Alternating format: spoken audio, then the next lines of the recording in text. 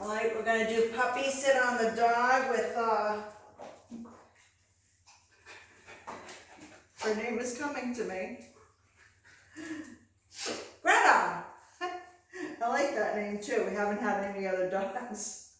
Your name, Greta. So when you're doing puppy sit on the dog, or dog sit on the dog, you take your leash, you bring it here, you sit on it, you leave just enough room to sit down. I'll usually provide a young puppy a bone, especially if I don't want them to chew on my chair. Greta's owners might be doing this at home too. I always do this at least once a day with a puppy when they come here.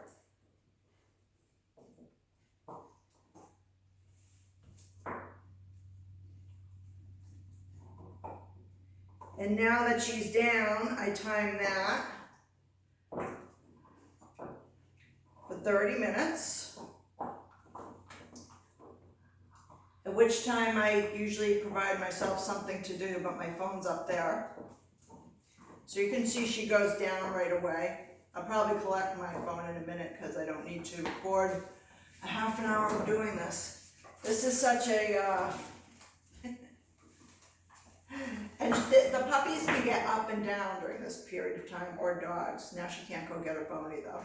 And then we have to make sure she doesn't chew on the chair, because I like this chair. If I wanted to, I could get a ratty metal chair to do this on. I don't like so much.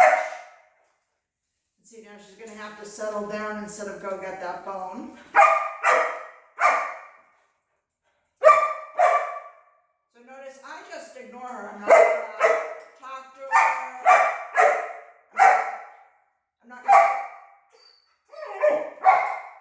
I'm not gonna say her name. I'm not gonna tell her, you know, oh, it's okay, baby, or any of those things. And I can probably shorten up the leash just a little bit, judging by how far in front of me she got. Not gonna give her any treats. Not gonna tell her she's a good girl or a bad girl. None of that stuff. So read a book, go on your computer.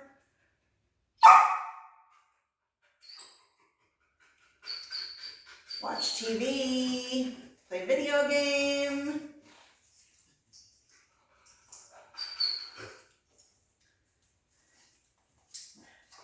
Do some busy paperwork. But you do have to be here for a half an hour once she goes down. That's the important thing. So the time is the time until she goes down, 30 minutes, and then at the end, you want to wait till she goes down again.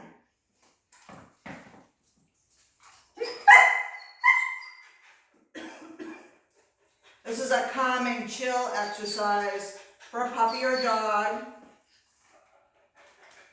In the beginning, I usually don't have much distraction. Yesterday she had some distraction here, and today it seems like she's distracted enough. Sometimes I'll put a bed down for them though, but Greta doesn't seem to be a delicate flower that needs a pad underneath her. So you can see my dog through that door right there. Boris!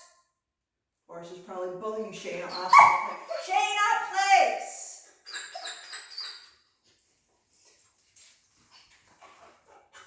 Boris probably bullied her off her place, so hopefully she went to the other part of the couch now.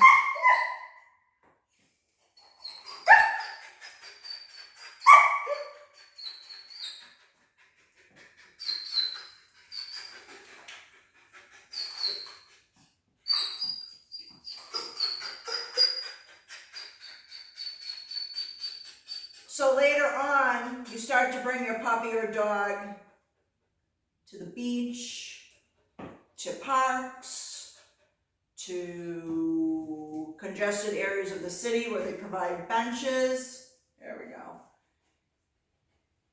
And they learn that when you sit down, that they settle.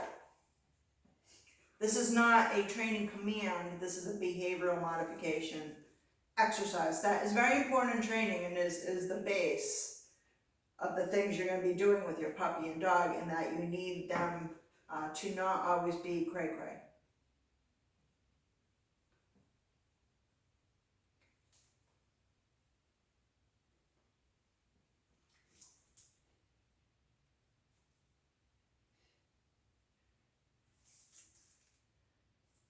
So she went down right away, so we started the clock right away. Then she lost her bony and she took a little nutty. And now you can see she's learning to settle again, all within 4 minutes. So super easy. No one should be making any excuses not to do this with their puppy. You do need a collar that's not going to slip over their head. A leather leash is ideal because it won't slip under your butt so much, but you know, if you're able to do it with another leash, great type of leash. Sometimes the really thick nylon ones work. And then you need a chair, preferably one that you don't like very much if you have a chewy puppy.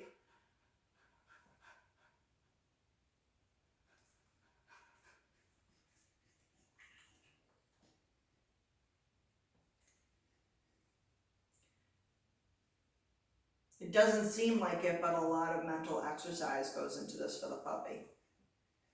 And what's required of you is just time and patience. The only time I would correct her is if she jumped up on my lap, and then I would just push her off. If I was in public with a dog that's going to bark like crazy, I might already have a procedure to do that if I needed to. The only reason I would need to is to obey the barking noise ordinance, or if I just didn't want to concern the villagers around me. But usually what I do is I'll go, you know, if I have a dog that's going to be that reactive on our first time out after we've done this, ignoring distractions, I'll usually just pick a really far corner of the park or something.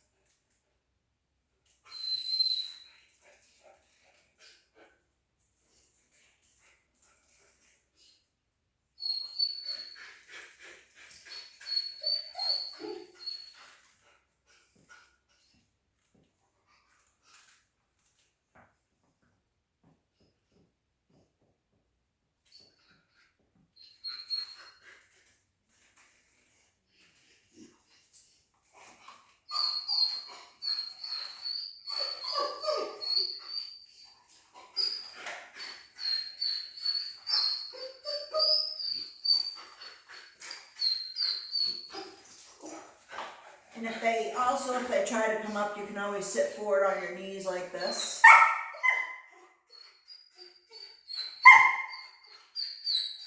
A young puppy is always great to demo this on so that you see what actually happens in real time.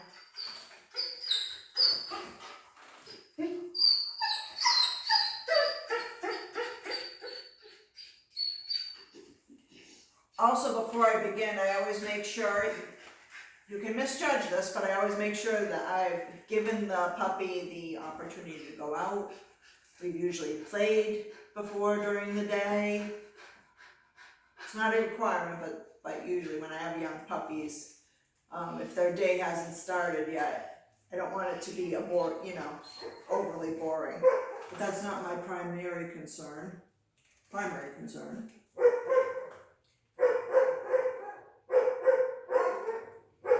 think she's barking, but still in her place. My dog Shane in there. Boris, quiet!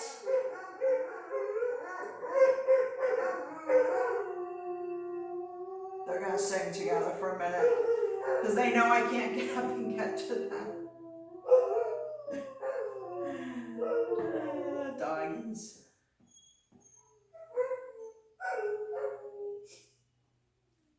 I actually like when they sing together. They're being a team. Shayna, place! You can tell that was Shayna because she has 4 legs and Boris has 3 legs.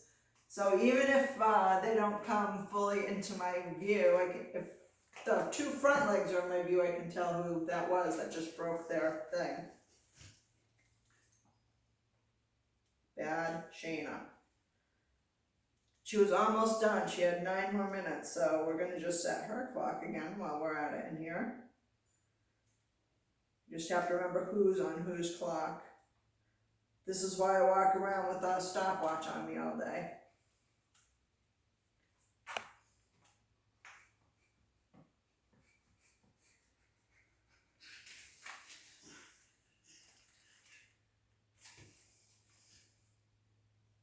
This one has 20 minutes more.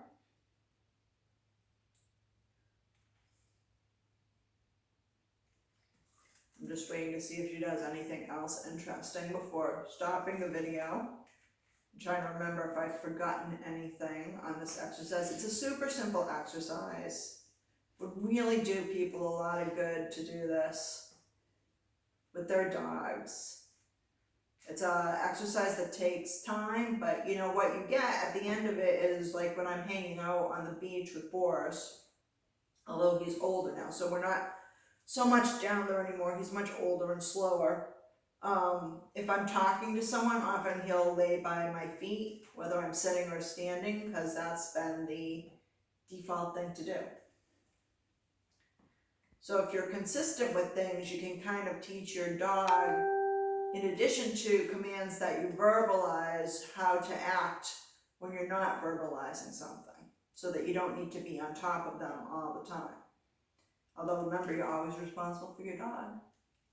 So I think with that, or puppy, I think with that we'll sign off right now and finish up Greta here and then go on to something else afterwards.